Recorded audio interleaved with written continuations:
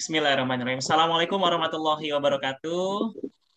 Waalaikumsalam Waalaikumsalam warahmatullahi warahmatullahi wabarakatuh. Minal aidin wal faidin. Mohon maaf lahir dan batin kepada teman-teman semua. Selamat merayakan Hari Raya Idul Fitri kemarin ya. Sekarang juga masih suasananya masih Idul Fitri. Masih ada rendang-rendangnya yang sisa. Opor ayam juga masih diangetin terus ya. Udah hari keberapa ini? Ya, Pak. Dan yang tidak merayakan Hari Raya Idul Fitri sepertinya juga semakin melebar nampaknya karena tetangganya pasti ngirimin opor ayam ke rumahnya. Selamat menikmati kebahagiaan Idul Fitri. Dan saya juga mohon maaf jika selama ini memiliki kesalahan-kesalahan yang sekiranya mengganggu di hati kalian. Mohon dimaafkan ya teman-teman semua ya. Karena sesungguhnya semua ini hanya kebutuhan konten. Bukan. Maksudnya kebutuhan pelajaran. Oke, baik. Nah, tuh kayak Viol. Viol masih ngunyah rendang ya, Viol ya? Belum habis rendangnya ya. Ini masih di kelas... Kalian kelas apa ya? Manajemen ya? Manajemen? Ya, betul ya. Saya sampai lupa kita libur, padahal cuma seminggu loh. Tapi lupa. Dan teman-teman yang masih berada di luar kota diharapkan segera kembali ke Jakarta ya, ke Jatiwaringin karena beberapa waktu lagi kita akan melaksanakan kuliah luring insya Allah mudah-mudahan. Pastikan juga kalian sudah vaksin ya teman-teman supaya dosennya aman, mahasiswanya juga aman. Karena dosen di UBSI juga semua sudah divaksin, tinggal mahasiswanya. Jangan sampai nanti saat kita mau masuk kelas harus di swab dulu nih. Aduh, pedih ya. Sehari ada 2 mata kuliah, 2 kali swab sehari. Pedih. Baik teman-teman, izinkan saya untuk share screen mata kuliah kita pada hari ini.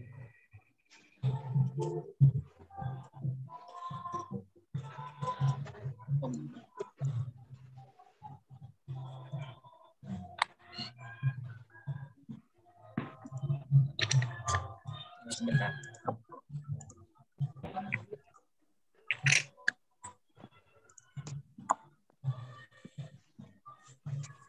Oke, apa sudah terlihat? Tolong dijawab. Sudah, Pak. Nah, tidak ngeblur ya. Kalau ngeblur, tolong katakan saja ngeblur. Pak Bray, ngeblur nih. Mungkin sinyal saya yang jelek. Nggak ya, aman ya? Pas. Aman, Pak. Saya setting dulu. Oke. Karena durasi saya tidak banyak, tolong kamera tetap dinyalakan. Iya, kamera tetap dinyalakan karena saya akan terus memantau scroll teman-teman dari layar koreksi. Tolong dinyalakan ya kameranya ya. Pertemuan 9, pajak pertambahan nilai. Sebenarnya pertemuan 9 ini harusnya saya tidak memberikan materi, tapi kita membahas tentang planning kita di pertemuan selanjutnya. Namun karena sekalian aja gitu lah ya maksudnya, karena di pertemuan 9 juga ada materi. Nah, di pertemuan 9 ini kita akan membahas tentang PPN, pajak pertambahan nilai. Sebelumnya mungkin teman-teman sudah belajar tentang pajak pertambahan nilai PPN di pertemuan itu. Ada tentang PPN. Mungkin masih ingat lah sedikit-sedikit. Nah, ini dia pembahasan lebih detail terkait pajak pertambahan nilai. Kok hilang? Sebentar. Orang-orangnya kemana ini? Nah, dasar hukum dari PPN ini sebenarnya ada banyak nih. Dari mulai yang tahun jadul nih, tahun 1985 sampai yang paling terbaru yang tahun 2010. Ini biasanya di UTS keluar ditanyain. Sebutkan salah satu dasar hukum dari PPN. Oh iya, ngomong-ngomong tentang UTS, gimana ya kemarin UTS-nya? Salsa. Halo Salsa. Apa kabar? Iya, Pak. Salsa masih di Amrik ya? Halo, Pak.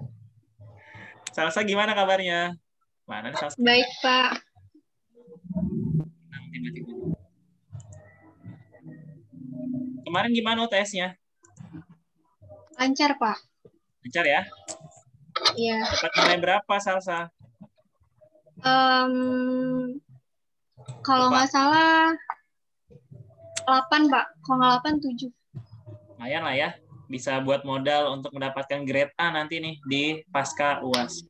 Semoga teman-teman yang lain juga bisa mendapatkan nilai yang sama. Kalau misalnya ada salah-salah, tinggal komplain aja lah, gampang di kampus kita. Apa?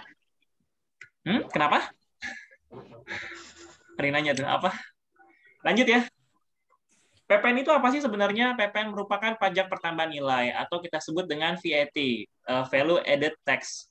Pajak atas konsumsi umum dalam negeri. Kalau kita ada bahasa kata-kata daerah pabean, itu maksudnya dalam negeri ya, teman-teman. Daerah pabean itu maksudnya dalam negeri. Nah, baik berupa konsumsi barang kena pajak, nah biasanya ini udah mulai disingkat nih, ada singkatan BKP, ada istilah singkatan JKP. Kalau BKP berarti barang yang dikenakan pajak. Lalu ada JKP. Kalau JKP berarti jasa yang dikenakan pajak, jasa kena pajak. Jadi ada BKP dan juga JKP. Tolong diingat-ingat, karena ini sering keluar di soal-soal. Takutnya teman-teman lupa, apa ya BKP, apa ya JKP. Nah, hal-hal ini pasti dikenakan PPN yang bertingkat di setiap jalur produksi dan distribusinya. PPN ya. Teman-teman kalau mendengar istilah PPN biasanya identik sama apa ya? Pernah nggak sih dengar istilah PPN? Rahel mungkin? Rahel? Pernah nggak dengar istilah PPN? Pernah sih, Pak. Pernah. Kalau lagi ngapain? Dimakan, lagi misalkan belanja? Ya, di ruang, iya. Apa iya? Iya, kayak misalkan lagi mesen makanan gitu, Pak. Ada di struknya PPN. Betul. Biasanya kita menjumpai PPN di struk ya. Di struk tuh biasanya ada PPN-nya tuh. PPN. Dia berapa biasa PPN-nya? Rata-rata ada yang 4.000-an, Pak. 4.000-an. Tapi ada, Pak. Iya. Coba saya mau ke Febri. Kan? Betul. Feb, PPN tuh berapa persen ya, Feb?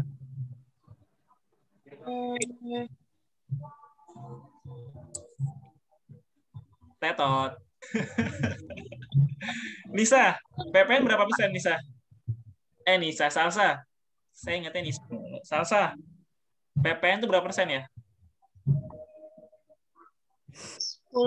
10%, betul. Jadi kalau misalnya teman-teman ada struk belanja, biasanya di struk belanja itu ada tuh PPN 10%. Itu udah tarif tunggal.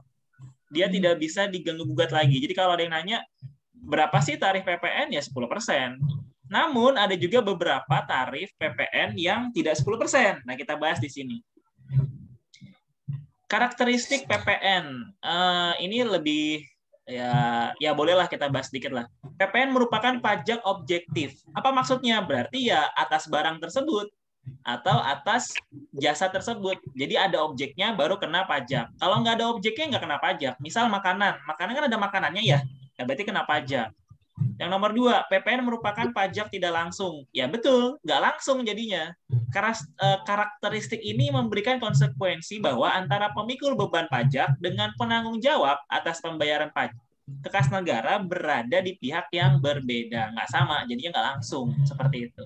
Yang ketiga, ini multi-stage tax. Contohnya gini, PTX adalah perusahaan yang memproduksi barang kena pajak, BKP. Nah, BKP ini dipasarkan melalui saluran distribusi nggak langsung. Nah, rantai jalurnya seperti ini. PTX sebagai produsen, pabrik, agen, pengecer, dan terakhir konsumen. Untuk memproduksi produk X dibutuhkan total 10 juta misalkan. Nah, markup-nya ini diambil PTX sebesar 5 juta. Jadi, si produk X ini dijual sama agen 10 tambah 5 jadi 15 juta. Nah, agen menjual produk X ini ke retail dengan markup lagi 15% dari harga beli.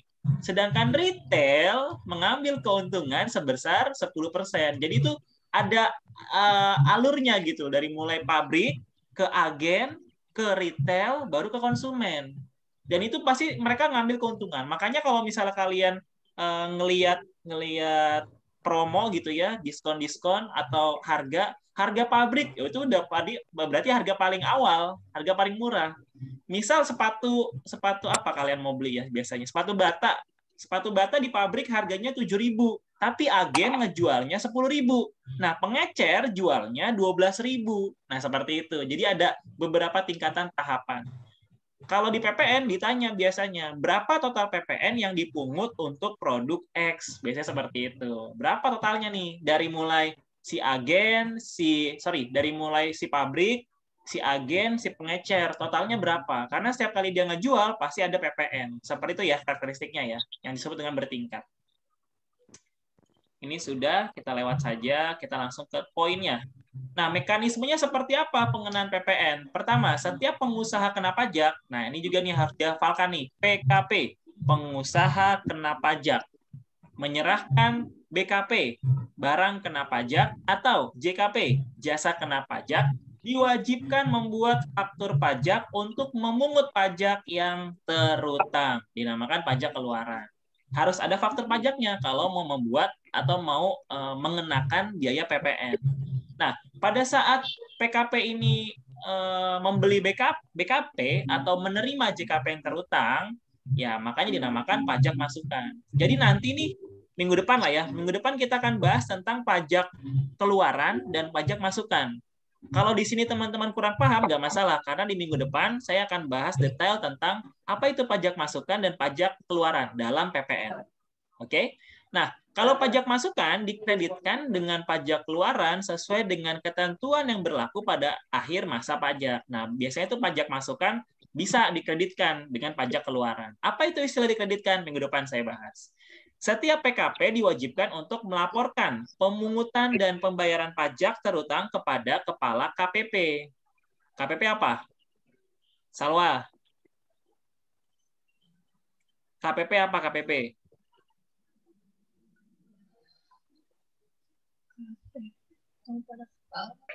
Nggak tahu, Pak. Kantor Pratama Pajak.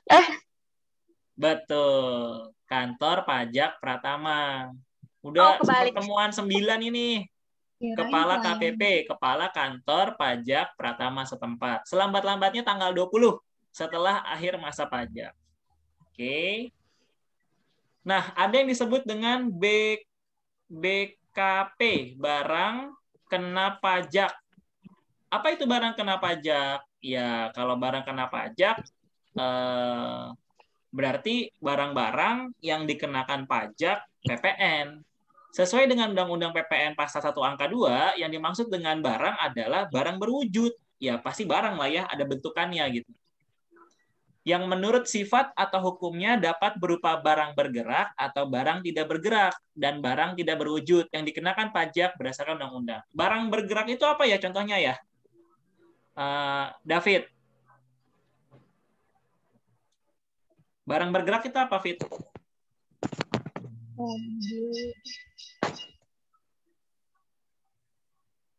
Apa, Fit? Barang bergerak, Fit? Barangnya bisa bergerak, Fit. Apa ya? Mobil, Pak. Mobil, benar. Mobil, motor, itu bisa bergerak. Atau barang tidak bergerak. Apa barang nggak bergerak? Banyak lah ya. Barang-barang yang tidak bisa difungsikan untuk pergerakan. Nah, namun sesuai dengan Undang-Undang PPN Pasal 4 Ayat 2, yang termasuk jenis barang yang tidak dikenai PPN. Nah, jadi ada barang yang nggak kena PPN ternyata. Apa itu? 1, barang hasil pertambangan. Misal, minyak mentah, gas bumi, biji besi, asbes. Ya pokoknya barang hasil tambang lah ya, itu nggak kena PPN. Jadi kalau ada soal nanti barang-barang yang nggak kena PPN, ya salah satunya adalah barang hasil pertambangan. Yang kedua, barang-barang kebutuhan pokok. Apa itu kebutuhan pokok? Ada beras, gabah, jagung, sagu. Nah, itu barang-barang pokok yang tidak bisa dikenakan PPN. Gampang ya? Gampang. Ada lagi namanya JKP, jasa kena pajak. JKP ini diatur di Undang-Undang PPN Pasal 1 Angka 5. Kalau BKP tadi Pasal 1 Angka 2. Ingatin ya. PPN Pasal 1 Angka 2 itu BKP, kalau JKP itu PPN 1 Angka 5. Nah, berarti ini adalah jasa atau kegiatan pelayanan. berdasarkan suatu perikatan atau perbuatan hukum yang menyebabkan suatu barang atau fasilitas atau kemudahan atau hak tersedia untuk dipakai. Nah, ternyata sesuai dengan Undang-Undang PPN Pasal 4A Ayat 3, ada juga loh jasa yang tidak dikenai PPN. Jasa apa tuh? Nomor 1, jasa bidang pelayanan kesehatan, seperti jasa dokter, bidan, rumah sakit, itu nggak kena PPN. Lalu ada juga jasa bidang pelayanan sosial, panti asuhan, damkar, pemakaman, itu nggak kena PPN. Dan jasa-jasa lainnya. Bisa dibaca ya. Ada banyak kalau jasa tuh. Kalau nggak salah poinnya ada 17. Iya nih. Yang terakhir tuh jasa telepon umum dengan menggunakan uang logam. Masih ada nggak sih di tempat-tempat kalian? Delia. Halo Del. Del, di rumah kamu masih ada nggak jasa telepon umum yang menggunakan uang logam? Udah nggak ada, Pak. Udah nggak ada. Sekalipun ada, udah tinggal artefaknya aja ya. Tinggal fosil-fosilnya aja ya. Tinggal alatnya aja. Oh, mungkin di rumahnya Miracil nih. Miracil, kamu masih ada ngelihat ini jasa telepon umum yang pakai uang koin. Uang koin. Cil. Nggak ada, Pak. Masa sih? Di Bangka masih ada di Bangka, Revi? Nggak ada, Pak. Udah nggak ada juga? Oh, ya berarti ya memang sudah punah lah ya. Oke, lanjut. Ada yang namanya objek PPN. Apa itu objek PPN? Nah, objek PPN ini diatur dalam Undang-Undang PPN Pasal 4. 1. BKP. 2. Impor barang kena pajak. Impor ya, bukan ekspor. Impor. Lalu yang 3. JKP. Lalu pemanfaatan BKP. Yang keenam nih, ekspor BKP berwujud oleh pengusaha kena pajak. Ekspor BKP tidak berwujud oleh pengusaha kena pajak. Dan yang kedelapan, ekspor JKP oleh pengusaha kena pajak. Itu objeknya. Yang mau saya sampaikan lagi terkait PPN adalah ini dia, impor. Impor barang kena pajak. Nah, pajak juga dipungut pada saat impor. Kalau impor berarti Indonesia mengeluarkan barang atau Indonesia menerima barang ya kalau impor, Mas Anggi.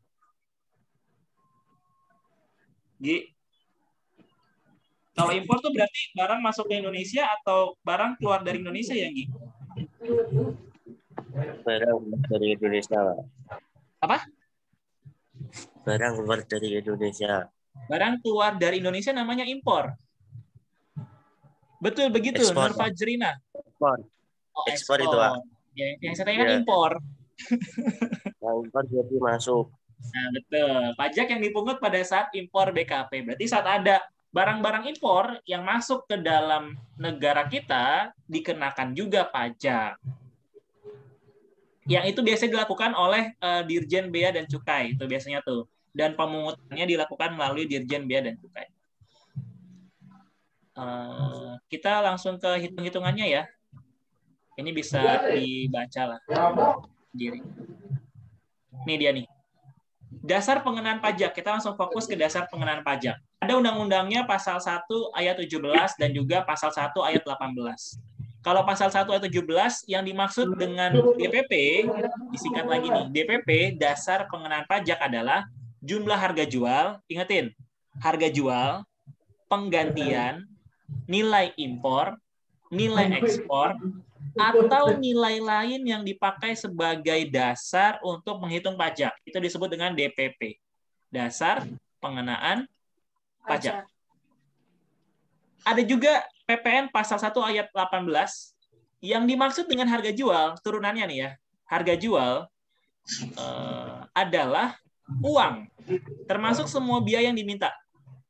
Seharusnya diminta oleh penjual karena penyerahan BKP ya, tidak termasuk PPN yang dipungut menurut undang-undang ini dan potongan harga yang dicantumkan dalam faktur pajak. Itu harga. Itu harga jual. Nah, contoh seperti ini. Pabrik biskuit selaku PKP. PKP apa PKP? Pengusaha kena pajak. Menyerahkan sejumlah biskuit. Biskuit ya, bukan boksit. Biskuit.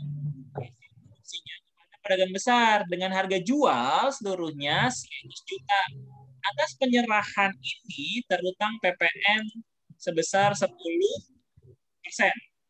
Pajak terutang dihitung sebagai berikut. Harga jualnya 100 juta, PPN-nya 10%. 10% dari 100 juta sama dengan 10 juta. Berarti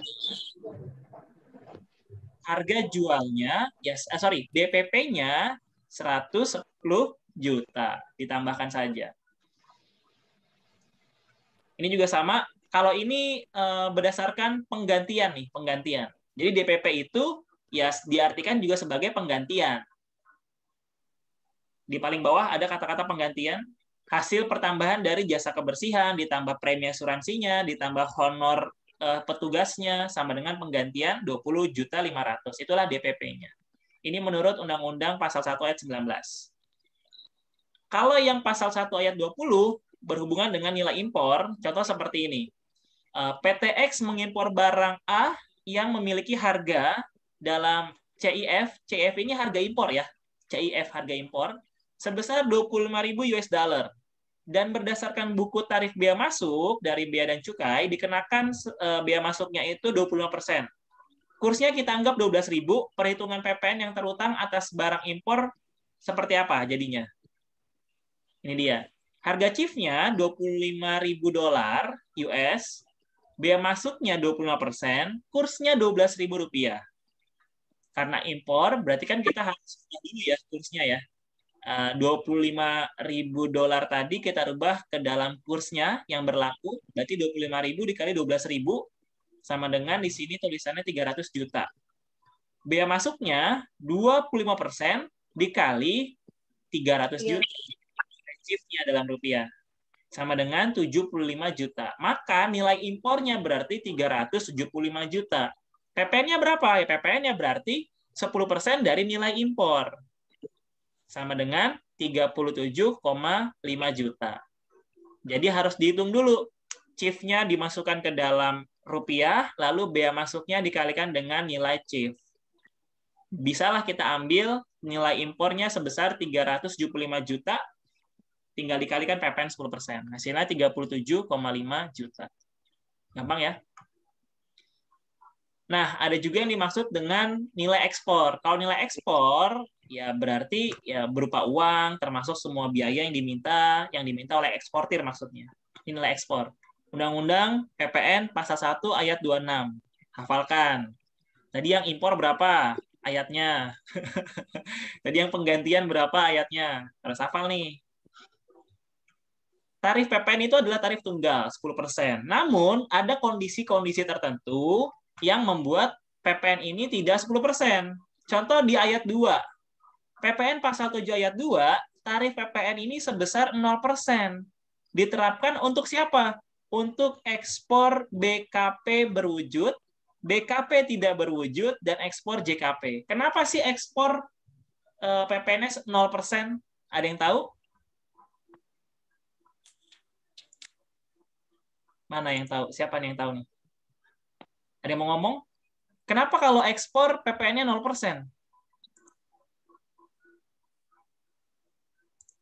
Siapa yang mau jawab?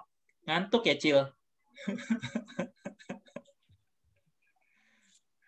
Aduh. Langsung bangun dong.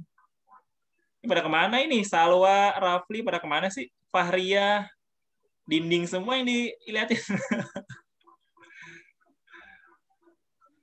Kenapa? Kenapa 0%? Kila atau nggak kila? Kenapa 0% kil ekspor?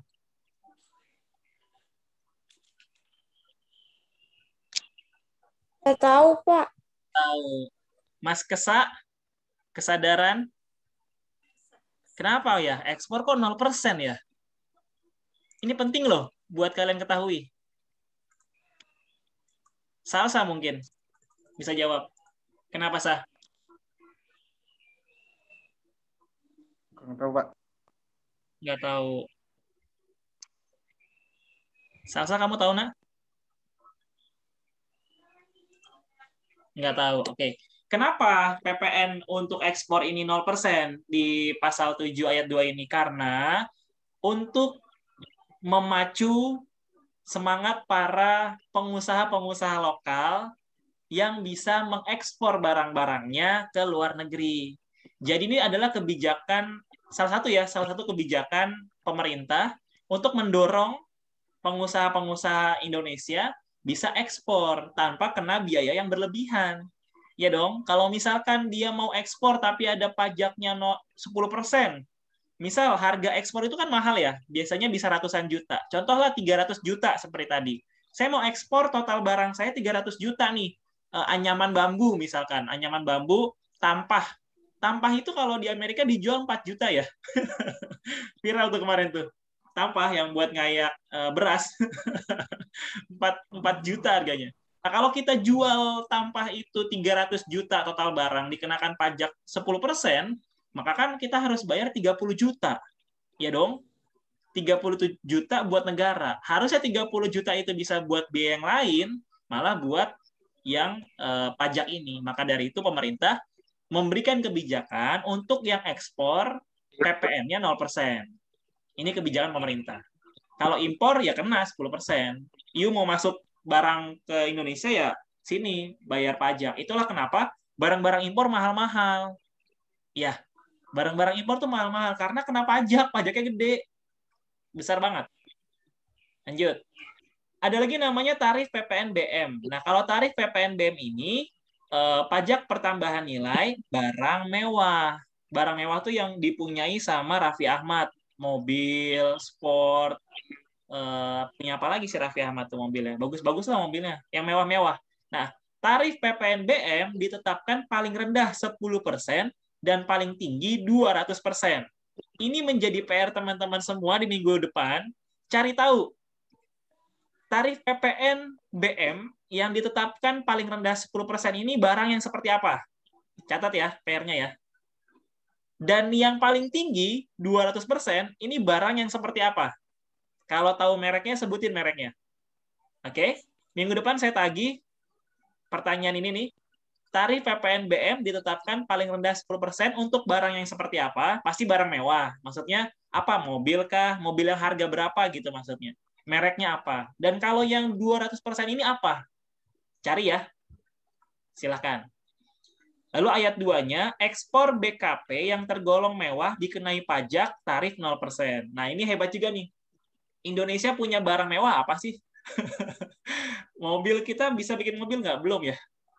Ya, Indonesia punya barang mewah misalkan. Barang mewahnya contohnya bisa sampai 1 miliar harganya. Kita mau ekspor sama pemerintah nggak dikenakan pajak. 0% ekspornya. Sama seperti tadi. Jadi tarif PPN, tarif PPNBM pun juga sama. 0%. Gitu ya teman-teman ya. Selesai. Nah, ini ada soal, tolong dijawab di kolom komentar nanti ya, karena saya akan langsung upload nih hari ini juga, dan kalian langsung cek di YouTube saya untuk menjawab pertanyaan-pertanyaan ini. Ini nomor 1, ini nomor 2, langsung ketik di kolom komentar ya nanti ya. Kurang lebih sekitar ya 1 jam lagi lah dari sekarang, karena harus render dulu. Ini nomor 3, jangan lupa kasih nama ya, namanya siapa, karena takut kan nama YouTube kalian beda sama nama aslinya. Saya pusing kan nilainya. Ini nomor 4, hati-hati, jangan sampai ketukar. Dan ini nomor 5. Kalau kecepatan bisa di-pause. Seperti itu. Oke, baik. Dan pertanyaan-pertanyaan saya buka di Nomor 1 dong, Pak. YouTube. Ya, ntar lihat aja di YouTube saya lah. Nomor 1 dan 4, ntar lihat aja tinggal di-pause. Oke? Pertanyaan juga bisa disampaikan di channel YouTube saya nanti, kurang lebih sore lah ya, sekitar jam 3 nanti sudah bisa dilihat, dan kalian harus jawab pertanyaan tersebut. Jangan lupa untuk absen, karena kalau nggak absen, nggak bisa dapat nilai absen. Sayang, 20%-nya hilang. Terakhir, apa ya? Oh ya, tugasnya seperti biasa. Kasih tugas nggak ya? Nggak usah deh ya. Jangan, Ya, nggak usah lah. jangan. Iya, nggak masalah. Ini gue ada tugas, tapi PR yang tadi tolong dicatat. Yang PPNBM 10% sama 200%. Cari ya, itu aja lah. Itu yang kalian cari. Yang 10% itu barang yang seperti apa, mereknya apa, harus dapat. Masa sekelas nggak dapat, nggak nemu. Terus yang 200% sama itu 200. barangnya apa? Gampang lah ya, PPNBM. Banyak itu di luar-luar sana. Nah, berarti tugasnya hanya itu dan oh iya, tugasnya sama satu lagi nanti yang itu, yang bikin rangkuman di YouTube ya, seperti biasa. Rangkuman di YouTube, nanti saya upload dulu video ini, kalian rangkum, kemudian kalian jawab pertanyaan-pertanyaan tadi di kolom komentar. Jangan lupa sertakan nama. NIM-nya nggak usah, karena nama kalian beda-beda semuanya, nggak ada yang sama. PPNBM tuh gimana, Pak? Apa, Viul? Yang PPNBM tuh gimana? Gimana? Ketik Gimana di chat, Pak, tolong. Gimana apanya maksudnya? Tugas PPNBM. Oh, nggak merhatiin ya? Ya, ntar kamu lihat aja kembali videonya nih ya. Kan saya udah rekam nih. Tinggal lihat aja. Karena tugasnya di video itu juga ada. Oke, Viul ya? Udah mau habis waktunya soalnya. Oke. Baik, teman-teman. Terima kasih untuk hari ini. Mohon maaf jika terdapat kekurangan dalam penyampaian. Semoga suara saya jelas, sinyal saya jelas, sehingga bisa kalian nikmati dengan baik dan bisa dipelajari dengan baik. Kita tolong juga nanti diulang lagi video ini di jam 3 kalau nggak salah, mudah-mudahan bisa tayang atau ya sore lah ya. Nanti saya kabarin di grup karena kalian harus merangkum kan, merangkum dan juga menjawab soal. Terima kasih untuk hari ini. Salam saya untuk keluarga kalian di rumah, sehat selalu, juga kesehatan. Sampai jumpa di minggu selanjutnya. Terima kasih, Bapak. Warahmatullahi wabarakatuh. Terima kasih, Pak. Warahmatullahi wabarakatuh. Mantap. Ijazah.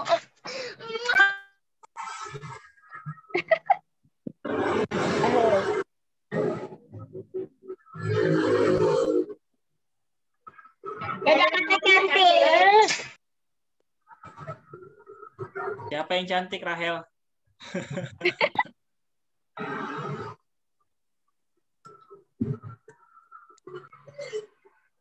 Udah boleh live kok, nggak apa-apa. Masih mau ngeliat saya ya?